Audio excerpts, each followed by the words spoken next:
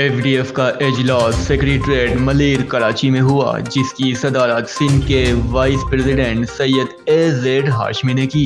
और इसी इजलास में खुसूसी शिरकत सरदार इम्तियाज सदूसरी और ह्यूमन राइट्स के सदर इसाक शेख और यंग स्टार टीवी न्यूज़ और यंग टैलेंट स्टार एजेंसी के CEO कैसर खान ने अपनी टीम के साथ खुसूसी शिरकत को यकीनी बनाया।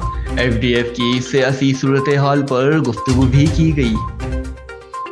जहाँ पायमाली होती है, गुलाम की पायमाली होती है, उसके खिलाफ लड़ने से ही काम हो जाता है। मगर अफसोस है कि इस थोड़े अरसे में कुछ ऐसे लोग आ रहे थे इंटेंशन से, जिनको मैं जानता था, आपकी पूरी काबीना नहीं जानती, जो पहाड़ों के इलाके में रहते थे उनको ज़िले का सदर बनाया जाता है। किस तरह मार धाड़ करते थे, मगर मेरी ज़बान पर आज 1 साल के बाद उस रूप पे खड़े जहाँ पे नए सिरे से आप हमको सबको दोबारा तकलीफ देनी पड़ती है। मगर ये वक्त हमारा है। ये जो तजारती सियासत हो रही है, उसी गेट में ये वक्त हमारा है।